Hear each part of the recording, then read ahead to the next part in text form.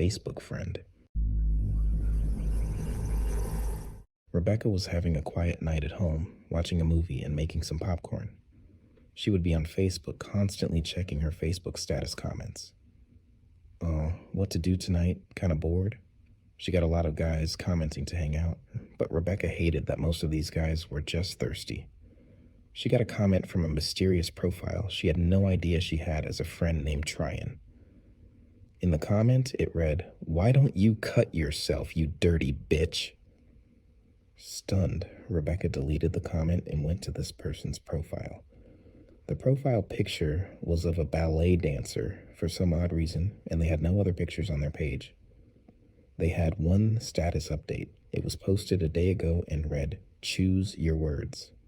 Rebecca had no idea who this person was. Before she could look anywhere else on this person's page, she got a message. It was from Tryon. "Why did you delete my comment? I just want to be your Facebook friend." Hey. Rebecca didn't know if she should ignore it or answer. It would only be giving the person what they want. She wrote back anyways. Funny, friends don't call each other bitch or tell them to cut themselves. She sent the message, but this person only read it and didn't respond. Rebecca closed the Facebook app and went about her Friday night, seeing what she could watch on Netflix. Her phone was ringing with notifications. Rebecca grabbed her phone, and they were status comments. She opened it, and they were from Tryon. "I really didn't appreciate you deleting my comment, you slut." Some of my friends were commenting on her post saying, "Why are you being weird? And who are you? A coward who doesn't show their face." Suddenly, Tryon messaged Rebecca, "Have you already cut yourself yet?" Rebecca had enough of this person. "I am going to block you, and if you try to harass me again, I'm calling the cops and making a report." Again, they read the message, but no response. Tryon then responded, "If you don't cut yourself tonight, I will." And this person blocked themselves, and Rebecca wasn't able to respond back. Rebecca called the police, stating that a person threatened to harm them through Facebook, but the officer was only able to make a report over the phone, since she doesn't know who this person could be. Rebecca wrote down the report number, and hopefully this person wouldn't contact them again. Later on that night, Rebecca continued watching her movie when she heard the doorbell ring. Thinking it could be her parents coming home from their date night, she answered the door, and there was no one in sight. She texted her mom asking if they had rung the doorbell. Her mom replied, "No, we are still at the movies." Things were getting creepy, and Rebecca started to get scared since hardly anyone ever stops by her house. She locked the door and started to get paranoid. Just then, her phone got a notification alert. She checked her phone, and it was a FB message. It was Tryon. "I'm at your front door. Open up."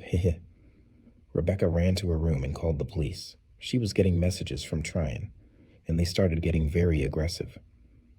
"Open up, or I'll let myself in. If you don't open your door, I'll make sure you won't stop bleeding tonight.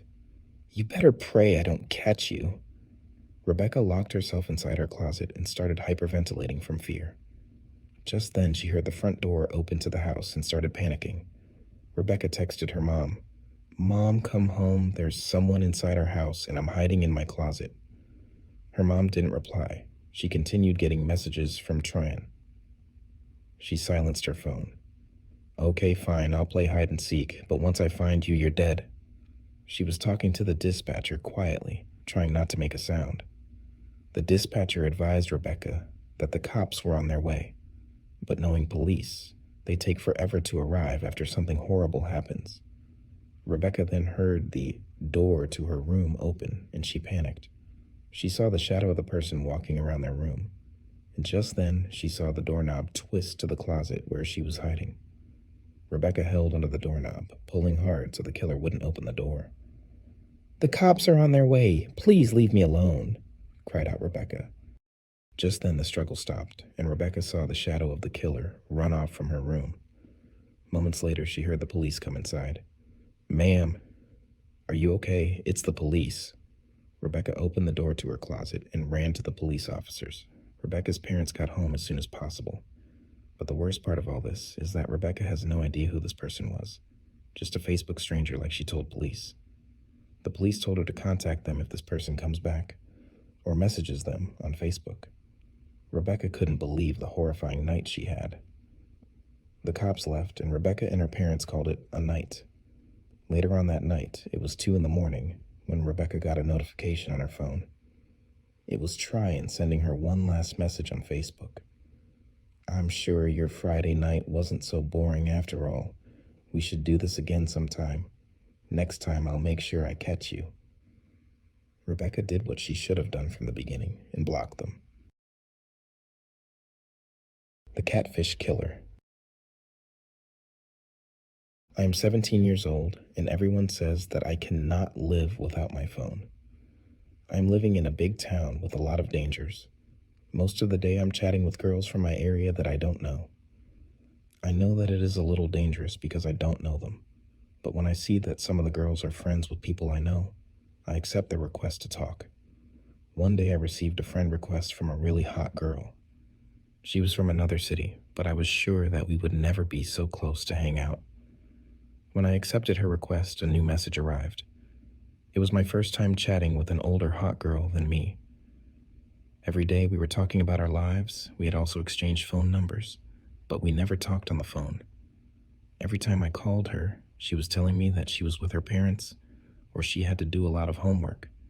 But this was not a problem for me because we could chat. Everything looks great, right? Well, now starts the scary part of the story. I was addicted to her. She was like a drug for me. I am sure that you cannot understand what I mean, but I couldn't live without her, and I understand this now. After 2 months, the time came. She asked me to go out with her because she would come to my city. I was excited, and we decided to go in a remote and infamous park. It was not a problem for me at the place, but the time. She said to me that she wanted to meet me at 1 a.m. I was sure that something is wrong, and I had convinced myself that I will not go there. At that moment, though, I saw a strange message. She had started flirt, and I liked it. I had just done the worst mistake in my life. I agreed, and we would meet each other. I thought that she wanted to do me some weird stuff. So this was the reason she had chosen this place. But I wanted to go with one of my friends to this park. The moment had come, and at 23:30, my friend Jim came to my house. We couldn't wait, so we went to the park with his father's car. At midnight, we were outside the park. I said goodbye to my friend, and I went in the park. It was a really dark place, and it was really quiet. I swear that I could hear my blood circulate in my veins. I was playing with my phone. So it was already 1 a.m. suddenly. I heard a very heavy breathe. In a small distance from me, I was hearing the breathe coming closer and closer. I looked behind me, and I saw a strong man with a knife. I did not know what to do. I panicked, and I started running. I had never run so fast. He was following me, and I didn't know where to go. I saw my friend there, and I told him to turn on the car. We left as fast as we could. My friend told me that he thought something was wrong with this girl, so he decided not to leave me alone. The Dog Walker. This story happened 3 years ago. My mom's a dog walker, and she normally gets all of her clients from Facebook and Instagram. One day, my mom received a DM from someone called John. My mom checked his Facebook to see who he was and the breed of the dog. The man shared his location on his profile. My mom wouldn't go anywhere 5+ miles. She realized the man lived very far away, about halfway across the country. My mom then contacted John, telling him she would love to walk his dog, but he lives too far away. He promptly replied saying, "Oh, it's fine. I've moved into your area. I just haven't got around to change my location because I'm still moving in." My mom replied back, asking for his location and phone number.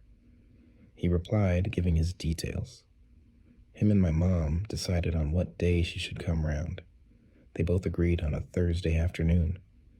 Thursday comes around and my mom's putting his postcode into Google Maps. She realized the postcode was only about 5 minutes away. She put her car into drive and started on her journey. She arrived 5 minutes later, bang on time. She got out of her car and didn't lock the doors and made her way over to the house. She realized the picture on Facebook and the one that she was looking at were complaining different. She put the postcode in again to see if she made a mistake. Nope. This was the spot. My mom was pretty hesitant of knocking on the door, but she just guessed that the pictures of the man's house was his old house that he just moved out of. She knocked on the door. No answer. She knocked again. Still no answer. She tried one more time. No answer. At this point, my mom was fuming about it. She got into her car and tapped on the man's profile and decided to ring him. A ringtone started to go off in the back seat. My mom froze. She started to hear rustling in the back. She swung the car doors open, screaming. Then came a massive, pale, tired, shriveled old man from the back seats. The man said in a low, croaky tone, all of my family members' name, including mine and my siblings' schools. The man then ran off down the street into a white van with no plates. Since then, my parents have picked me up from school. We did contact the police, but he deactivated his account.